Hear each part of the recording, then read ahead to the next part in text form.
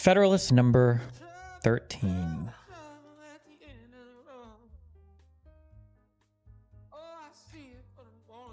Advantage of the Union in respect to economy in government. As connected with the subject of revenue, we may, with propriety, consider that of economy. As connected with the subject of revenue, anytime, at least so far in the Federalist Papers, when revenue is brought up, revenue means tax revenue of the federal government, or maybe states government as well, but it usually is referring to tax revenue, is what we've seen so far. As connected with the subject of revenue, we may, with propriety, consider that of economy. The money saved from one object may be usefully applied to another, and there will be so much the less to be drawn from the pockets of the people. Basically, if an economy can be so prosperous, you don't have to tax them as much because there's so much money basically flowing through, right? If the states are united under one government, there will be but one national civil list to support. If they are divided into several confederacies, there will be as many different national civil lists to be provided for, and each of them, as to the principal departments, coextensive with that which would be necessary for a government of the whole. The entire separation of the states into 13 unconnected sovereignties is a project too extravagant and too replete with the danger to have many advocates. Basically, if you have to duplicate the federal government between 3 or 4 confederacies or between 13 things, it's just a lot of wasted money on government, I guess. The ideas of men who speculate upon the dismemberment of the empire seem generally turned toward 3 confederacies, one consisting of the 4 northern, another of the 4 middle, and a third of the 5 southern states. There is little probability that there would be a greater number. According to this distribution, each confederacy would comprise an extent of territory larger than that of the Kingdom of Great Britain. No well-informed man will suppose that the affairs of such a confederacy can be properly regulated by a government less comprehensive in its organs or institutions than that which has been proposed by the convention. When the dimensions of a state attain to a certain magnitude, it requires the same energy of government and the same forms of administration which are requisite in one of much greater extent.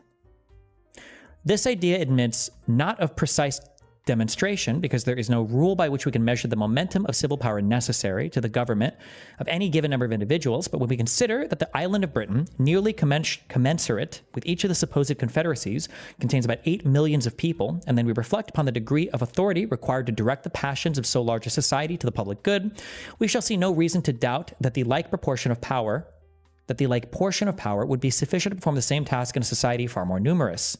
Basically saying that, like, if you have 4 different governments or 3 different governments, you're going to have to duplicate funds so much to make all these different governments. But if you just have one larger government, there's no reason to think that, like, one large government would take more money than a smaller one as long as it's performing the same functions. So basically the argument here, right? Civil power, properly organized and exerted, is capable of diffusing its force to a very great extent and can, in a manner, reproduce itself in every part of a great empire by a judicious arrangement of subordinate institutions. This essay is arguing that one massive government costs just a bit more than multiple smaller governments, meaning it is more efficient and less tax burdensome to have a single federal government as opposed to multiple smaller confederacies.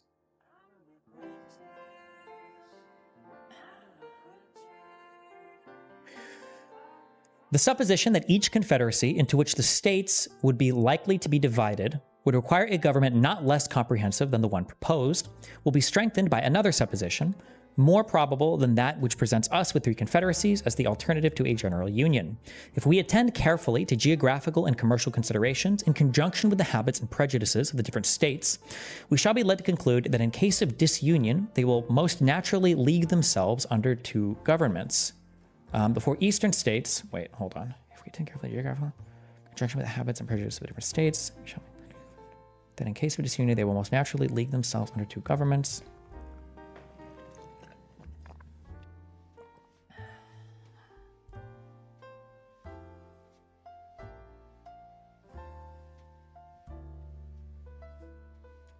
saying that a more probable thing naturally is we would lend ourselves to two governments, and it's going to argue why we shouldn't, maybe.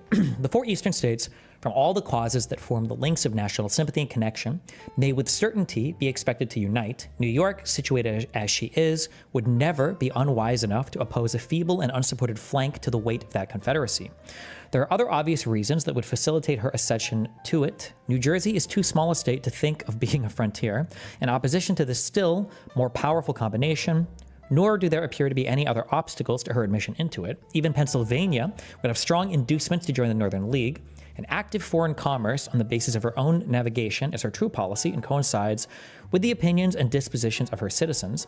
The more southern states, from various circumstances, may not think themselves much interested in the encouragement of navigation. They may prefer a system which would give unlimited scope to all nations to be the carriers as well as the purchasers of their commodities. Pennsylvania may not choose to confound her interests in a connection so adverse to her policy. As she must at all events be a frontier, she may deem it most consistent with her safety to have her exposed side turned toward the weaker power of the South rather than towards the stronger power of the Northern Confederacy. This would give her the fairest chance to avoid being the Flanders of America. I don't know what Flanders is in reference to. Whatever may be the determination of Pennsylvania, if the Northern Confederacy includes New Jersey, there is no likelihood of more than one confederacy to the south of that state. One of the things that's brought up over and over again is the different economies between the North and the South and how the South might have different interests than that of the North. So having a unified federal government is good because it unifies the interest between the two parties instead of having them basically at each other's throats, right? It was an area in Belgium that was politically contested between great powers in Europe. Gotcha.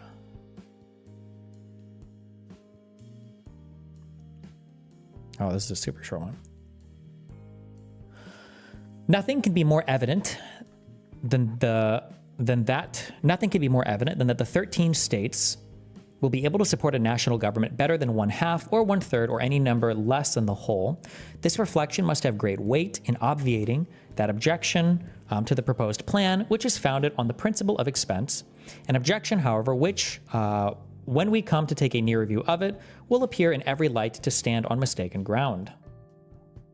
If, in addition to the consideration of a plurality of civil lists, we take into view the number of persons who must necessarily be employed to guard the inland communication between the different confederacies against illicit trade, and who in time will infallibly spring up out of the necessities of revenue, and if we also take into view the military establishments, which it has been shown would unavoidably result from the jealousies and conflicts of the several nations into which the states would be divided, we shall clearly discover that a separation would be not less injurious to the economy than to the tranquility, commerce, revenue, and liberty of every part.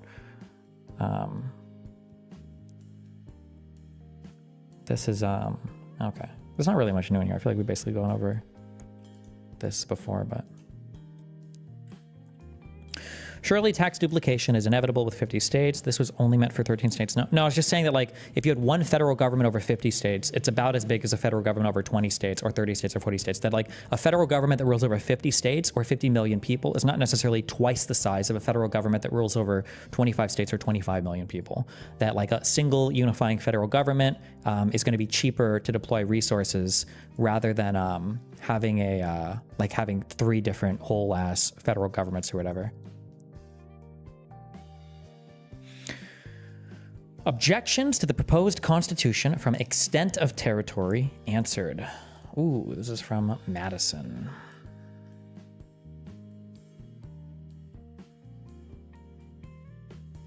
When will you publish your notes on the Federalist paper? Oh, I don't know. I don't have them in the right folder yet. What are you doing with my notes? There's just no way that these are useful to anybody. I'm just like writing like a sentence about what each one is over. I can't believe that these are going to be useful to anybody, but Jesus, I don't like, what do you plan on doing with these?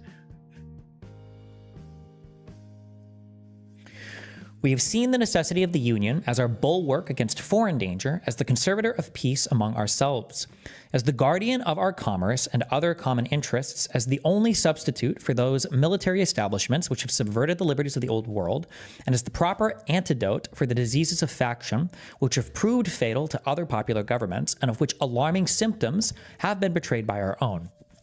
Wait, as a proposed antidote for diseases, I'm sure. Okay. all that remains within this branch of our inquiries is to take notice of an objection that may be drawn from the great extent of country which the Union embraces. A few observations on this subject will be the more proper, as it is perceived that the adversaries of the new Constitution are availing themselves of the prevailing prejudice with regard to the practicable sphere of Republican administration in order to supply, by imaginary difficulties, the want of those solid objections which they endeavor in vain to find.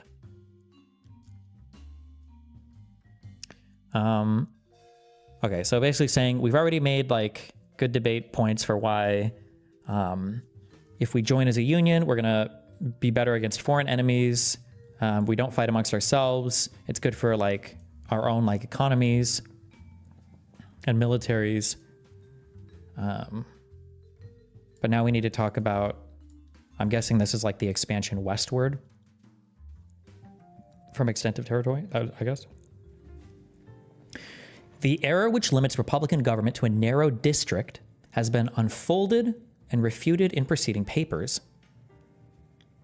I remark here only that it seems to owe its rise and prevalence chiefly to the confounding of a republic with a democracy, applying to the former reasonings drawn from the nature of the latter. The true distinction between these forms was also adverted to on a former occasion. It is that in a democracy, the people meet and exercise the government in person. In a republic, they assemble and administer it by their representatives and agents. A democracy, consequently, will be confined to a small spot. A republic may be extended over a large region. To this accidental source of the error may be added, so what is the error? The error to which limits Republican government to a narrow district has been unfolded and refuted in preceding papers. Remark here that it seems to the confounding of republic with the democracy. Oh, so basically, people are saying we can't have a huge republic because, like, how are we going to vote on everything? But they're saying, like, well, you know, we don't have to have individual people voting on everything because we have a republic. That's what our representatives are for. I'm thinking, yeah.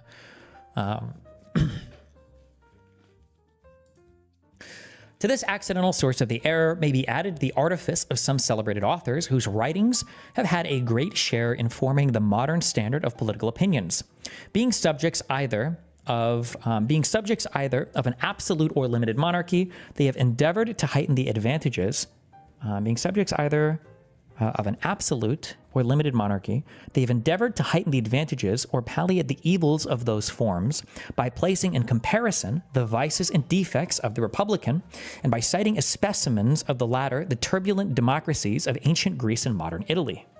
So basically saying, like, oh, some people who have enjoyed living under monarchies are trying to say that, like, well, look how bad, like, republicanism is as a form of government, which is a republic is just, and republicanism is just forms of government where you have representatives basically that represent the people as opposed to a monarchy, right? Or a monarch.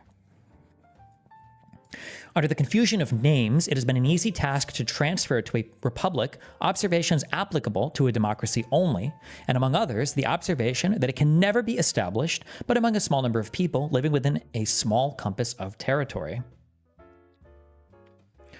Do you think that you may be the only person in history that says you should read the Federalist Papers to actually read them all? Oh, maybe, who knows? I'm sure other people have. Okay, just have to believe. Such a fallacy, also we've only gotten through like 14, okay? Such a fallacy may have been the less perceived, as most of the popular governments of antiquity were of the democratic species. And even in modern Europe, to which we owe the great principle of representation, no example is seen of a government wholly popular and founded, at the same time, wholly on that principle. If Europe has the merit of discovering this great mechanical power in government by the simple agency of which the will of the largest political body may be concerned, and its force directed to any object which the public good requires, America can claim the merit of making the discovery the basis of unmixed and extensive republics. It is only to be lamented that any of her citizens should wish to deprive her of the additional merit of displaying its full efficacy in the establishment of the comprehensive system now under her consideration. Okay. So Europe has used like republics in limited degrees in the past, but like America is considering a republic that not only has like the republic itself is encompassing like a large area, but also the executive, I guess, would be elected as well, right? Because it's force directed to any object which the public requires, also an executive. Basically, I guess there's no, prior to the United States, I don't think there was any republic that was this large, that didn't have a monarchical component, right? A monarchical, there's a word in there that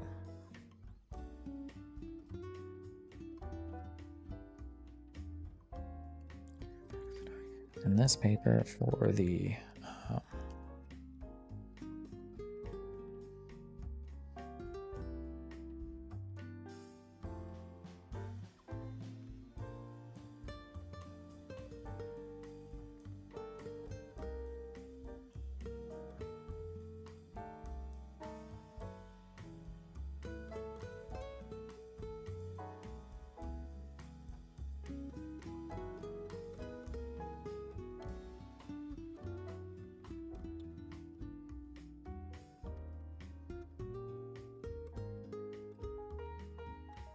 okay. Well, and then we'll see how, I guess, how he argues.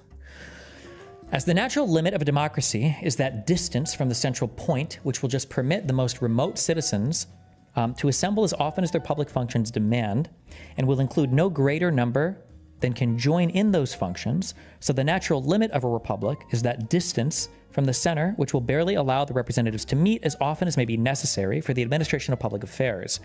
Can it be said that the limits of the United States exceed this distance? It will not be said by those who recollect that the Atlantic coast is the longest side of the Union, that during the term of 13 years, the representatives of the states have been almost continually assembled, and that the members from the most distant states are not chargeable with greater intermissions of attendance than those from the states in the neighborhood of Congress. Madison points out that over the prior 13 years, representatives from each state government have indeed been successfully meeting in Congress.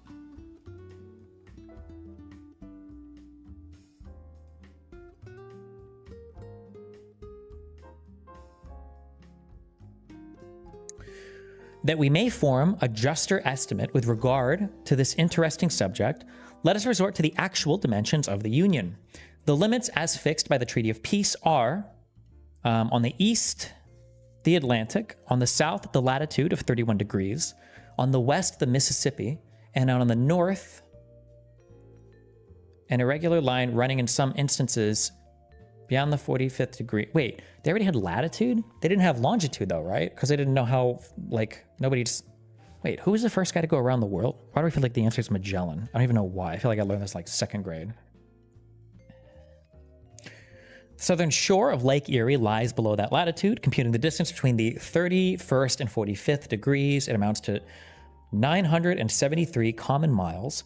Computing it from 31 to 42 degrees to 764 miles and a half. Oh my God, cringe, math nerds. The mean distance from the Atlantic to the Mississippi does not probably exceed 750 miles. On a comparison of this extent with that of several countries in Europe, the practicability of rendering our system commensurate to it appears to be demonstrable. It is not a great deal larger than Germany, where a diet representing the whole empire is continually assembled, or than Poland before the late dismemberment, where another national diet was the depository of the supreme power. Passing by France and Spain, we find that in Great Britain, inferior as it may be in size, the representatives of the northern extremity of the island have as far to travel to the National Council as will be required of those in the most remote parts of the Union. It argues that there are large countries in Europe that already have members.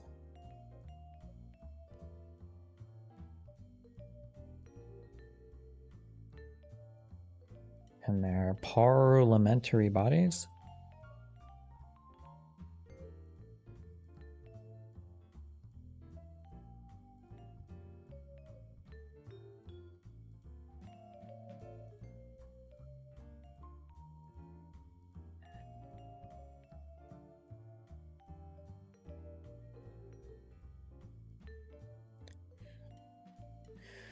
Favorable as this view of the subject may be, some observations remain which will place it in a light still more satisfactory.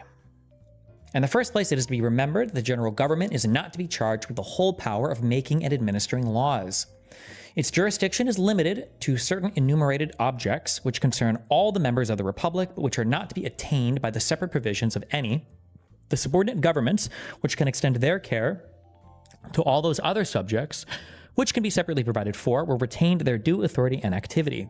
Were it proposed by the plan of the convention to abolish the governments of the particular states, its adversaries would have some ground for their objection, though it would not be difficult to show that if they were abolished, the general government would be compelled, by the principle of self-preservation, to reinstate them in their proper jurisdiction. A second observation to be made is that the immediate objects of the federal constitution is to secure the union of the 13 primitive states, which we know to be practicable, and to add to them such other states as may arise in their own bosoms, I think, or in their neighborhoods, which we cannot doubt to be equally practicable. Oh, sorry, I should be explaining these.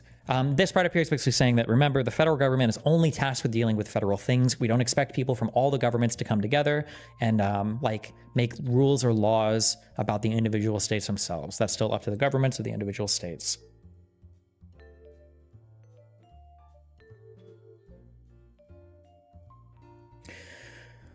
The arrangements that may be necessary for those angles and fractions of our territory which lie on our northwestern frontier must be left to those whom further discoveries and experience will render more equal to the task. A second observation to be made is that the immediate object of the federal constitution secure the union. Okay, which will. Other states which may arise in their own bosoms or in their neighborhoods, which we cannot doubt to be. So basically, more states are going to be added to the union, and I guess states near those new states are going to know more about those states, I guess. Talking about the arrangements. Okay. Let it be remarked in the third place that the intercourse throughout the Union will be facilitated by new improvements. Roads will everywhere be shortened and kept in better order. Accommodations for travelers will be multiplied and ameliorated. And interior navigation on our eastern side will be opened throughout, or nearly throughout, the whole extent of the 13 states. The communication between the western and Atlantic districts and between different parts of each will be rendered more and more easy by those numerous canals with which the beneficence of nature has intersected our country, and which art finds its so little difficult to connect and complete. Having a unified government will make basically unified like roads and travel and shit easier, I guess. Pretty obvious.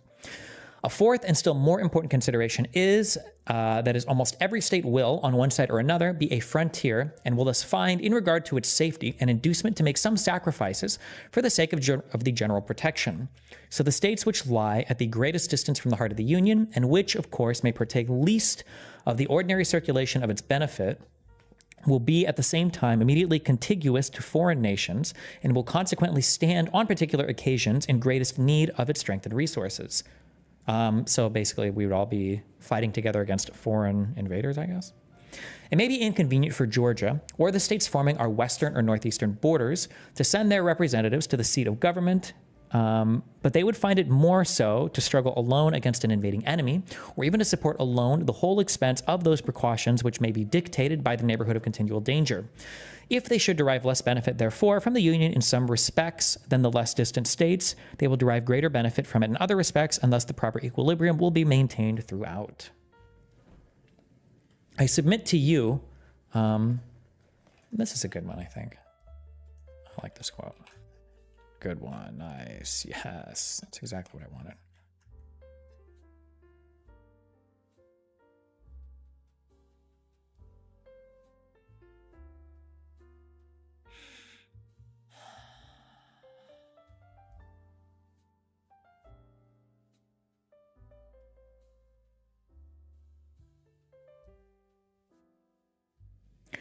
I submit to you, my fellow citizens, these considerations in full confidence that the good sense which has so often marked your decisions will allow them their due weight and effect, and that you will never suffer difficulties, however formidable in appearance, or however fashionable the error on which they may be founded, to drive you into the gloomy and perilous scene into which the advocates for disunion would conduct you.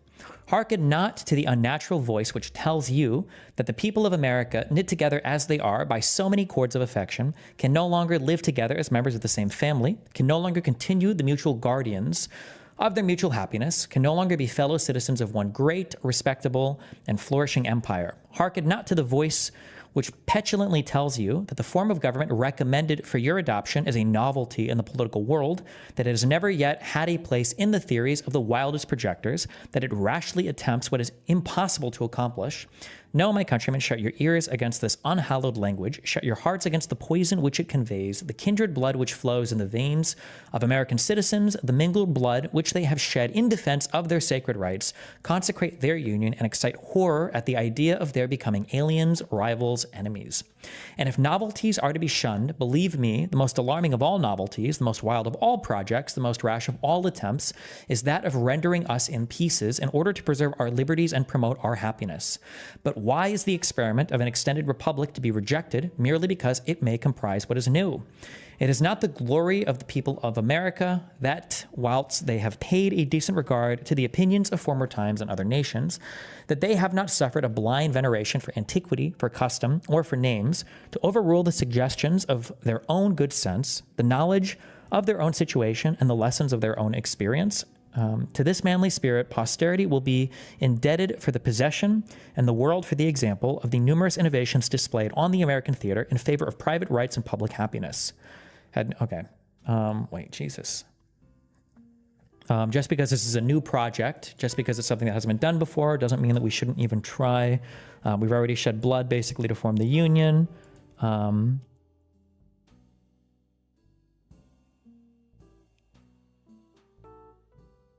And that the worst thing we could possibly do would be to render us into pieces. I guess. Okay. To this manly spirit,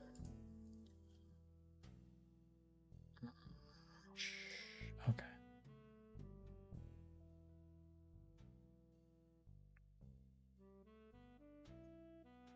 Sorry, okay. To this manly spirit, posterity will be indebted for the possession and the world for the example of the numerous innovations displayed on the American theater in favor of private rights and public happiness. Had no important step been taken by the leaders of the revolution for which a precedent could not be discovered, no government established of which an exact model did not present itself, the people of the United States might, at this moment, have been numbered among the melancholy victims of misguided counsels, must at best have been laboring under the weight of some of those forms which have crushed the liberties of the rest of mankind. Basically, that we've already created something that's like pretty unique, and that if we would have gone, the ways of other societies, we would just have a bunch of random councils that would suck shit, I think, basically. Happily for America, happily we trust for the whole human race, they pursued a new and more noble course. They accomplished a revolution which has no parallel in the annals of human history. They reared the fabrics of governments which have no model on the face of the globe. They formed the design of a great confederacy which is incumbent on their successors to improve and perpetuate. If their works betray imperfections, we wonder at the fewness of them. If they erred most in the structure of the Union, this was the work most difficult to be executed. This is the work which has been new modeled by the act of your convention, and it is that act on which you are now to deliberate and to decide. There might be issues, but they're not issues that we can't overcome, right? Sure, there might be some problems, but geez, look at how few problems there are compared to what they could be, I guess, basically, right? Okay.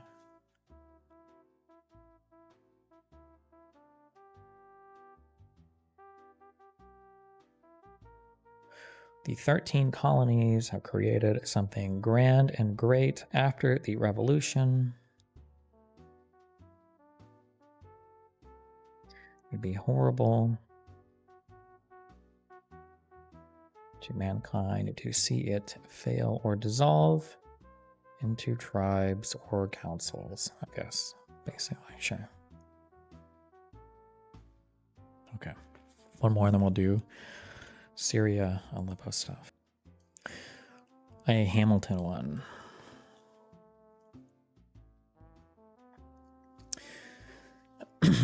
The insufficiency of the present confederation to preserve the Union.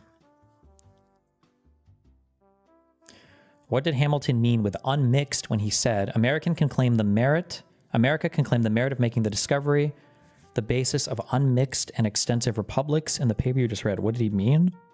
Are you asking me like a quiz, or are you asking me...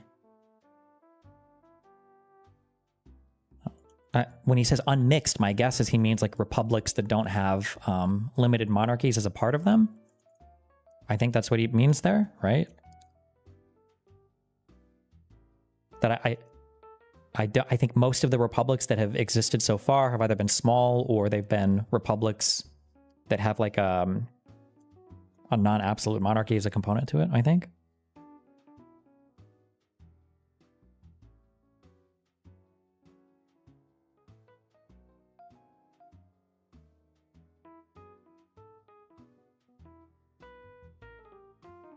I think that's my guess.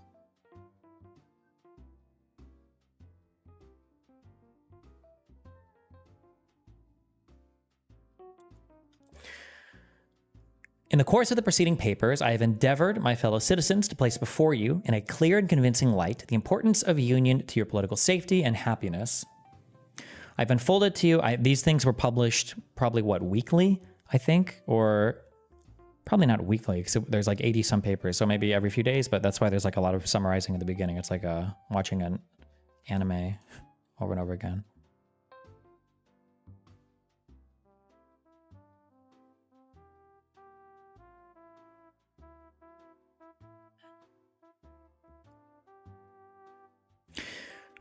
Okay. I've endeavored, my fellow citizens, to place before you in a clear and convincing light the importance of union to your political safety and happiness.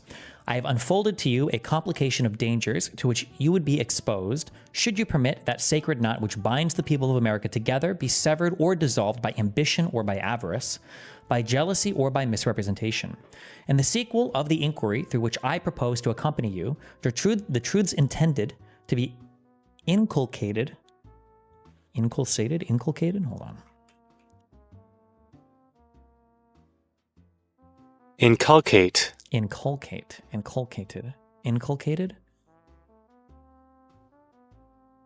To instill, okay. The truths intended to be inculcated will receive further confirmation from facts and arguments hitherto unnoticed. If the road over which you will still have to pass should in some places appear to you tedious or irksome, you will recollect that you are in quest of information on a subject the most momentous which can engage the attention of a free people, that the field through which you have to travel is in itself spacious, and that the difficulties of the journey have been unnecessarily increased by the mazes with which sophistry has beset the way. Jesus. Basically, there's going to be a whole bunch of shit to think about. There's a lot of things to think about, but it's made even more complicated by the fact that there are sophists, there are liars that are telling lies on the way there. It will be my aim to remove the obstacles from your progress in as compendious a manner as it can be done without sacrificing utility to dispatch. Always trying to combine entertainment and education. Cute.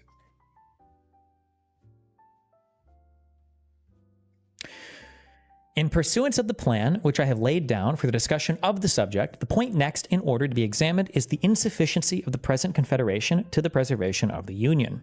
It may perhaps be asked what need there is of reasoning or proof to illustrate a position which is not either controverted or doubted, to which the understandings and feelings of all classes of men assent, and which in substance is admitted by the opponents as well as by the friends of the new Constitution.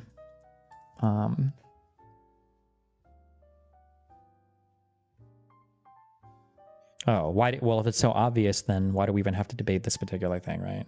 Would be what some bad faith interlocutor would say. It must in truth be acknowledged that, however these may differ in other respects, they in general appear to harmonize in the sentiment, at least, that there are material imperfections in our nationalist system and that something is necessary to be done to rescue us from impending anarchy. The facts that support this opinion are no longer objects of speculation. They have forced themselves upon the sensibility of the people at large and have at length extorted from those whose mistaken policy has had the principal share in precipitating the extremity at which we have arrived, or which we are arrived, a reluctant confession of the reality of those defects in the scheme of our federal government, which have been long pointed out and regretted by the intelligent friends of the Union. Jesus Christ. Basically, it's obvious now that there are problems with like a huge federal government. There's not much you can do to like you can't ignore these anymore, right? And everybody sees that these are like huge problems, right? We may indeed, with propriety, be said to have reached almost the last stage of national humiliation.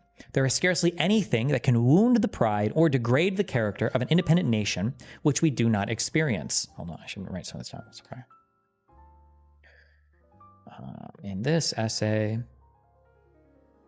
Hamilton is arguing that the current federal government is not capable of, or has, current federal government has obvious defects that are apparent to all.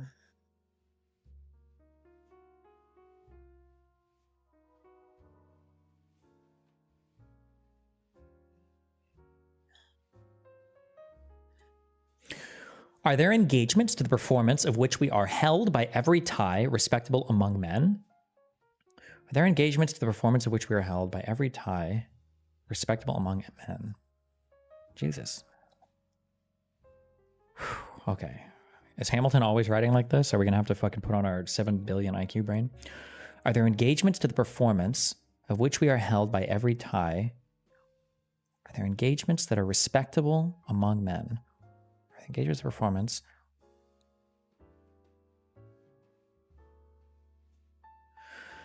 These are the subjects of constant and unblushing violation. Do we owe debts to foreigners and to our own citizens contracted in a time of imminent peril for the preservation of our political existence?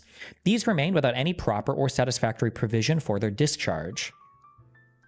Oh, I understand. I'm so sorry. Okay. Basically, I believe that the Confederacy. My U.S. history right here is very bad, okay? And when I say bad, I mean like non-existent. The Confederacy basically made promises to other countries and to its own citizens that they're not even sure the country can deal with, right? So like they owe debt, they borrowed money from their own citizens, they borrowed money from other countries. Like there are engagements that they have to honor, to other people and everything. So yeah, okay. These remain without any proper or satisfactory provision for their discharge. The current Confederacy has made promises, debt, etc., to its own citizens and foreign countries and foreigners and foreign agents. It is unable to compensate for, that it is unable to pay back.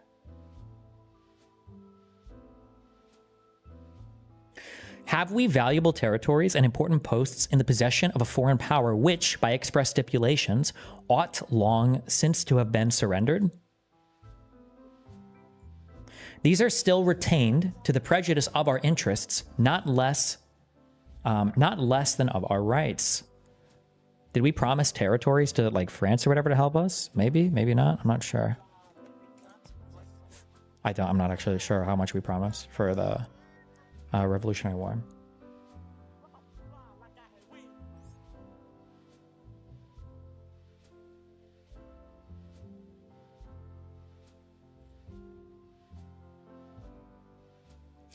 These are still retained to the prejudice of our interests, not less than of our rights.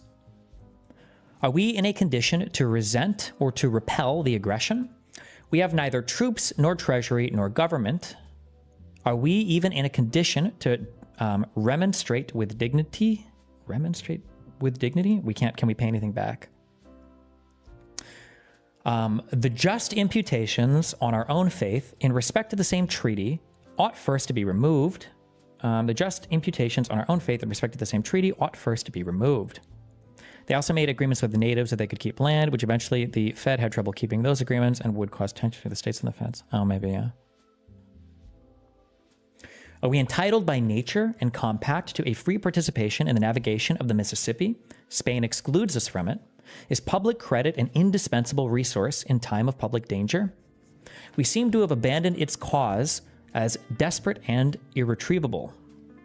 Is commerce of importance to national wealth? Ours is at the lowest point of declension. Is respectability in the eyes of foreign powers a safeguard against foreign encroachments? The imbecility of our government even forbids them to treat with us. Our ambassadors abroad are the mere pageants of mimic sovereignty. Is a violent and unnatural decrease in the value of land a symptom of national distress? The price of improved land in most parts of the country is much lower than can be accounted for by the quantity of waste land at market, and can only be fully explained by that want of private and public confidence which are so alarmingly prevalent among all ranks, and which have a direct tendency to depreciate property of every kind. Is private credit the friend and patron of industry? that most useful kind, which relates to borrowing and lending, is reduced within the narrowest limits, and this still more from an opinion of insecurity than from the scarcity of money. Basically, these are just like all the issues. Like the country's basically fucked right now. There's a lot of bad shit going on a federal level, I guess, basically. To shorten an enumeration of particulars which can afford neither pleasure nor instruction, it may in general be demanded, what indication is there of national disorder, poverty, and insignificance that could befall a community so peculiarly blessed with natural advantages as we are, which does not form a part of the dark catalogue of our public misfortunes?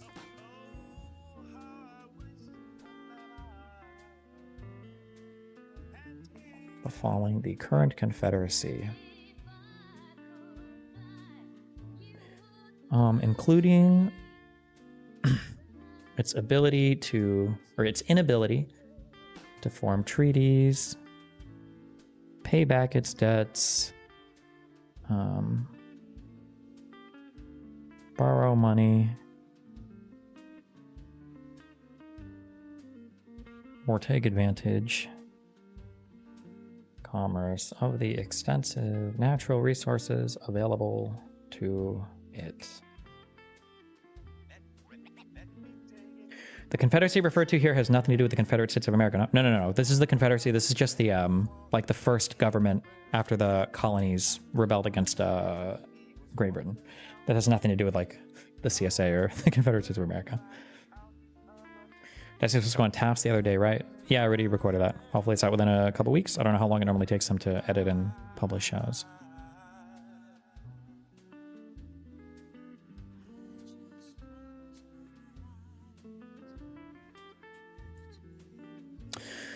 This is the melancholy situation to which we have been brought by those very maxims and counsels which would now deter us from adopting the proposed constitution, and which, not content with having conducted us to the brink of a precipice, seem resolved to plunge us into the abyss that await us below.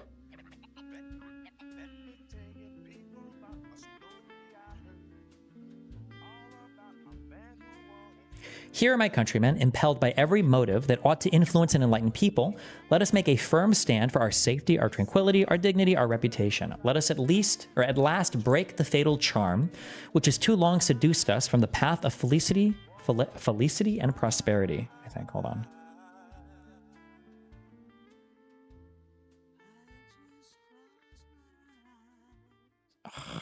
Just...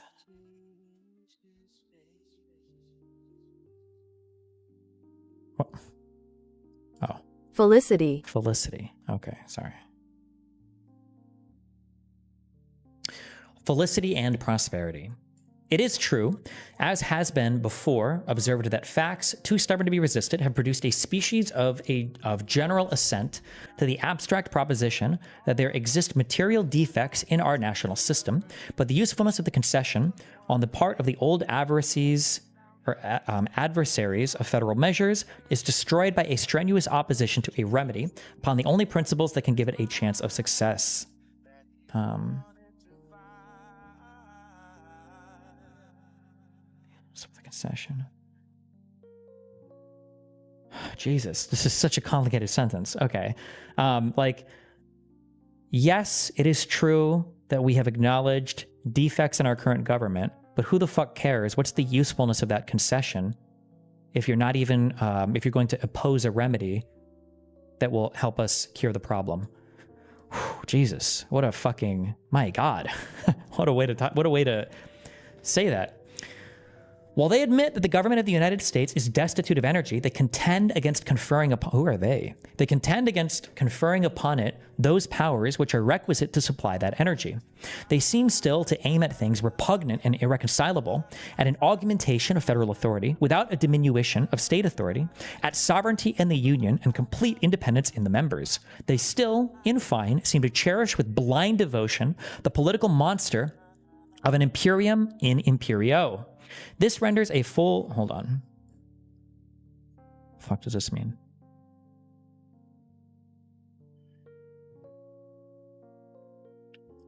Is a government power or sovereignty within a government power or sovereignty.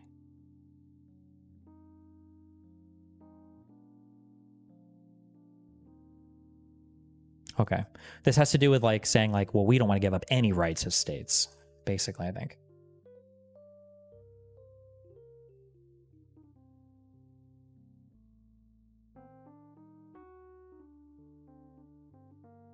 All of their power and independence, solve the problems that the Confederacy is currently facing. This renders a full display of the principal defects of the Confederation necessary in order to show that the evils we experience do not proceed from minute or partial imperfections, but from fundamental errors in the structure of the building, which cannot be amended otherwise than by an alteration in the first principles and main pillars of the fabric. The great and radical vice in the Constitution of the existing Confederation is in the principle of legislation for states or governments in their corporate or collective capacities, and as contradistinguished from the individuals of which they consist. Though this principle does not run through all the powers delegated to the Union, yet it pervades and governs those on which the efficacy of the rest depends. The great and radical vice in the Constitution of the principle of legislation for states or governments in their corporate or collective capacities, contradistinguished from the individuals. Okay. I think this is saying that the big issue with the Confederacy is that it's not, you can't have these big legislative bodies that represent everybody while also representing like individual like states and everything, having like individual citizens. Like you have to make some sacrifices, I think, at some point. I think is what we're talking about. I think. Except as to the rule of appointment, the United States has an indefinite discretion to make requisitions for men and money, but they have no authority to raise either by regulations extending to the individual citizens of America.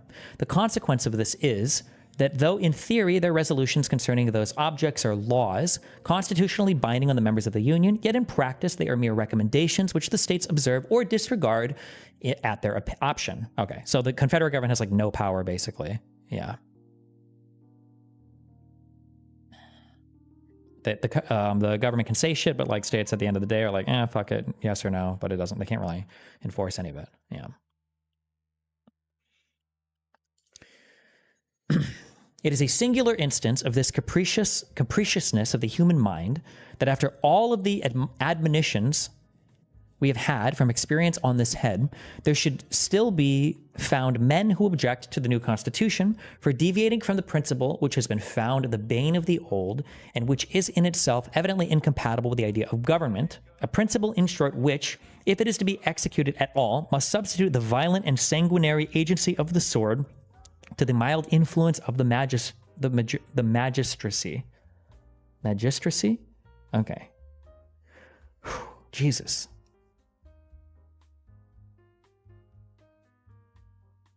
So stop imagining a giant federal government to be this evil thing that's ruling by the sword and just like, it's just a body of bureaucratic shit, I guess. Okay. Would the Articles of Confederation be worth looking into? Should we read them? I don't know, maybe we will. I want to read the Constitution after these, but how long are the Articles of Confederation? I imagine they're probably a lot shorter than the Constitution, right? Because it sounds like they didn't do fuck all. Would be my guess. Oh yeah, this is it, right? I'm guessing? They're like the length. I think the Articles of Confederation, the entire Articles of Confederation are shorter than this Federalist paper we're reading. If this is all of them right here, truly. It seems like.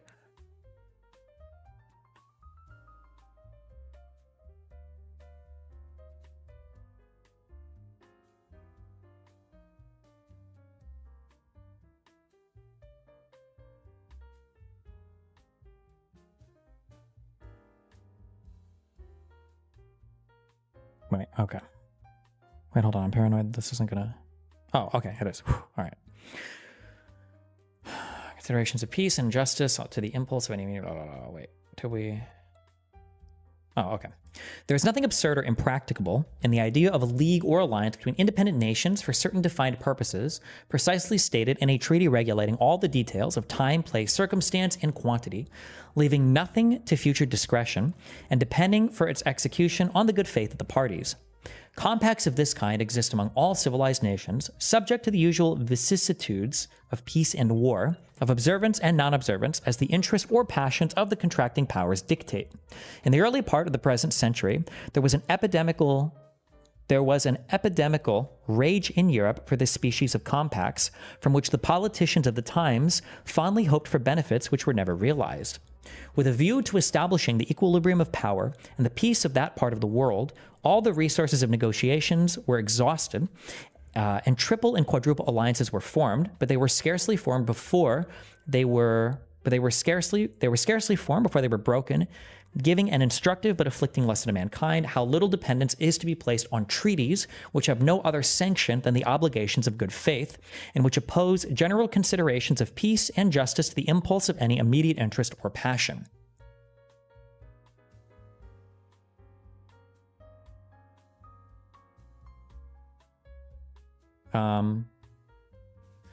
Basically, this is saying that, like, because I guess people who are arguing in favor of the Confederacy are going to say, well, listen, we already have like a giant Confederacy. This should be fine. And I think, or we can like make it treaties between the states. But this is saying, like, if you want to make treaties and stuff, like everybody across Europe has made tons and tons of treaties. But as soon as it's inconvenient for a particular country, they break the treaty, right? Like, as soon as a treaty is established, scarcely after the establishment of a treaty, it's broken because people are like, well, fuck this, who cares? So arguing again in favor of the federal government over the establishment of just simple treaties that can be broken, whenever the fuck. If the particular states in this country are disposed to stand in a similar relation to each other and to drop the project of a general discretionary superintendence, the scheme would indeed be pernicious and would entail upon us all the mischiefs which have been enumerated under the first head, but it would have the merit of being at least consistent and practicable, abandoning all views towards a confederate government. This would bring us to a simple alliance, offensive and defensive, and would place us in a situation to be alternate friends and enemies of each other, as our mutual jealousies and rivalships, nourished by the intrigues of foreign nations, should prescribe to us. Some argue that Hamilton argues that if we simply rely upon treaties, they will be formed and broken quickly, depending upon the conveniences or passions of each confederacy.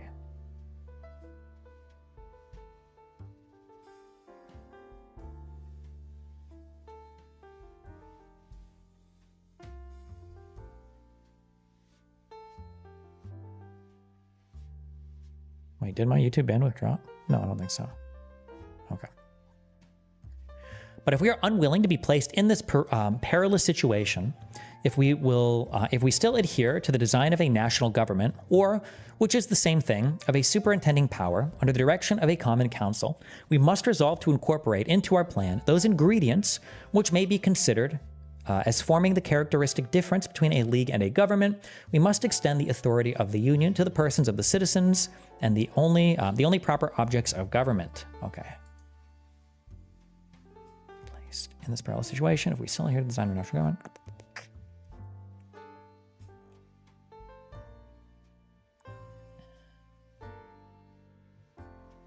Okay, so the difference between a league and a government is that the authority of the union has to extend to people within the government, not just, I guess, the states themselves. So, okay. Jesus, is this the longest Federalist paper? Okay. Government implies the power of making laws. It is essential to the idea of a law that it be attended with a sanction, or in other words, a penalty or punishment for disobedience. If there be no penalty annexed to disobedience, the resolutions or commands which pretend to be laws will, in fact, amount to nothing more than advice or recommendation. This penalty, whatever it may be, can only be inflicted in two ways: by the agency of the courts and ministers of justice, or by military force, by the coercion of the magistracy,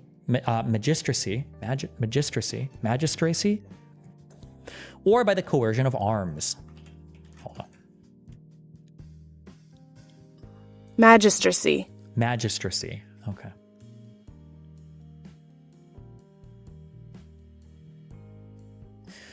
The first kind can evidently apply only to men. The last kind must of necessity be employed against bodies politics or communities or states, bodies politic or communities or states. It is evident that there is no process of a court by which the observance of the law can, in the last resort, be enforced. Sentences may be denounced against them for violations of their duty, but these sentences can only be carried into execution by the sword. In an association where the general authority is confined to the collective bodies of the communities that compose it, every breach of the laws must involve a state of war, and the military execution must become the only instrument of civil obedience. Such a state of things can certainly not deserve the name of government, nor would any prudent man choose to commit his happiness to it. Basically saying if you've got treaties between like different states and somebody like breaks a treaty, what do you have to do? You go to war with them? Is that how we want to like govern ourselves? Obviously not. We probably want governments that can like punish people for breaking laws, right? There was a time when we were told that breaches by the state of the regulations of the federal authority were not to be expected, that a sense of common interest would preside over the conduct of the respective members, and would beget a full compliance with all the constitutional requisitions of the Union. This language at the present day would appear as wild as a great part of what we now hear from the same quarter will be thought when we shall have received further lessons, Jesus, from that best oracle of wisdom, experience. Okay. This language, at the present day, would appear as wild as a great part of what we now hear from the same quarter will be thought when we shall have received further lessons from the best oracle of wisdom, experience. Basically saying these guys are fucking retarded, and the more time goes on, the more retarded we see they are, I think, right?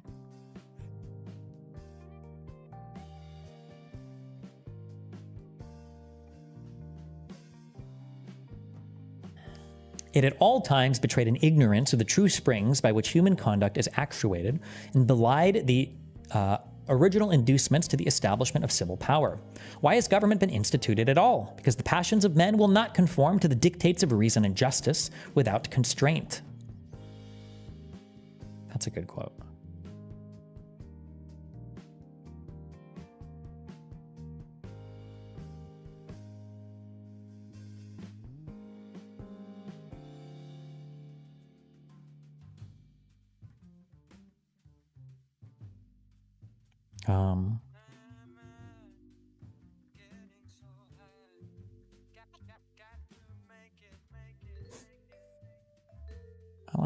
I like this whole quote actually.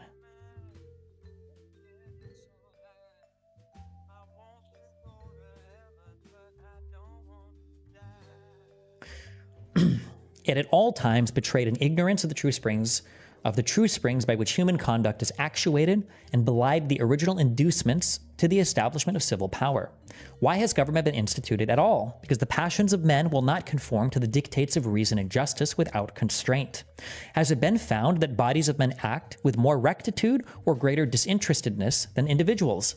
The contrary of this has been inferred by all accurate observers of the conduct of mankind, and the inference is founded upon obvious reasons.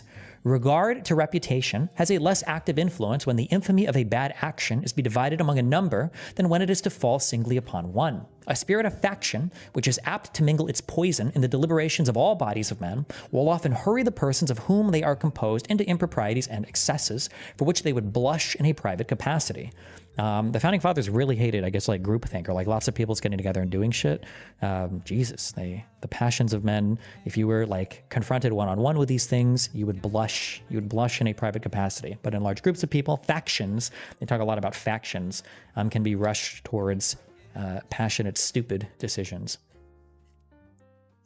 In addition to all this, there is, in the nature of sovereign power, an impatience of control that disposes those who are invested with the exercise of it to look with an evil eye upon all external attempts to restrain or direct its operations. From this spirit it happens that in every political association which is formed upon the principle of uniting in a common interest a number of lesser sovereignties, there will be found a kind of eccentric tendency in the subordinate or inferior orbs, by the operation of which there will be a perpetual effort in each to fly off from the common center. This tendency is not difficult to be accounted for. It has its origin in the love of power.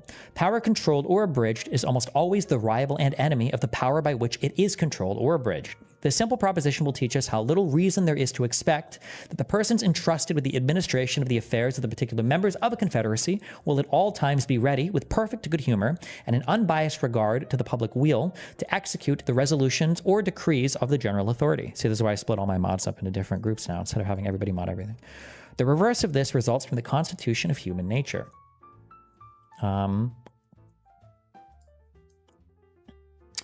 Basically, this is saying that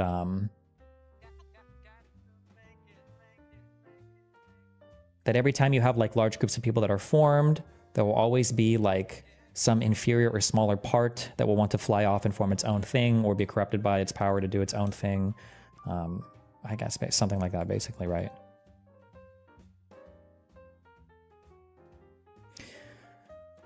If, therefore, the measures of the Confederacy cannot be executed without the intervention of the particular administrations, there will be little prospect of their being executed at all. The rulers of the respective members, whether they have a constitutional right to do it or not, will undertake to judge of the propriety of the measures themselves.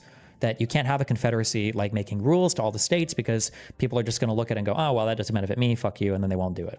They will consider the conformity of the thing proposed or required to their immediate interests or aims. They're just going to think about it selfishly, like, well, does this benefit me or not? The momentary conveniences or inconveniences that would attend its adoption. All of this will be done, and in a spirit of interested and suspicious scrutiny, without that knowledge of national circumstances and reasons of state, which is essential to a right judgment, and with that strong predilection in favor of local objects, which can hardly fail to mislead the decision. The same process must be repeated in every member of which the body is constituted, and the execution of the plans framed by the councils of the whole will always fluctuate on the discretion of the ill-informed and the prejudiced opinion of every part. Those who have been conversant in the proceedings of popular assemblies, who have seen how difficult it often is, where there is no exterior pressure of circumstances, to bring them to harmonious resolutions on important points, will readily conceive how impossible it must be to induce a number of such assemblies, deliberating at a distance from each other, at different times and under different impressions, long to cooperate in the same view and pursuits.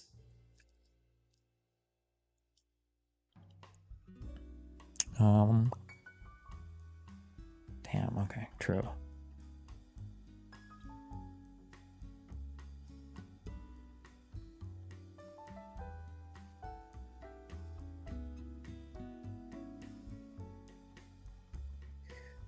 Federacies. We evaluate every federal dictate based on how beneficial it would be to follow it at a precise moment in time and lead to disharmony.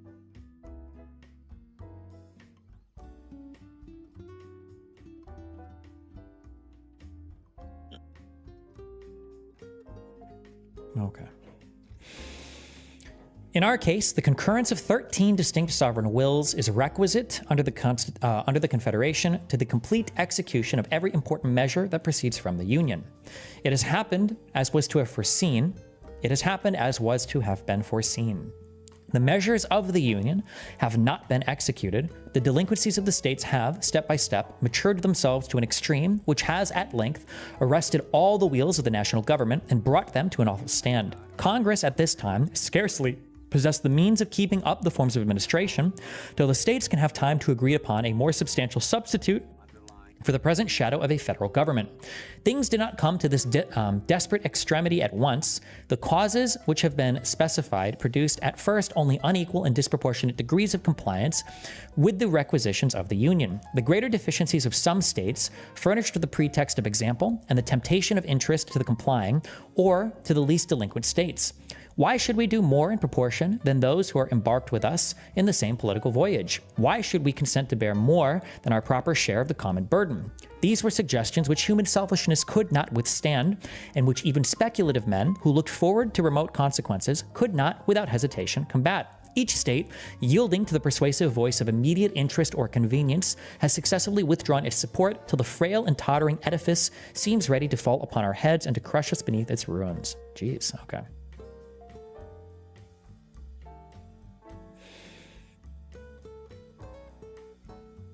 Okay. Why we need a federal government.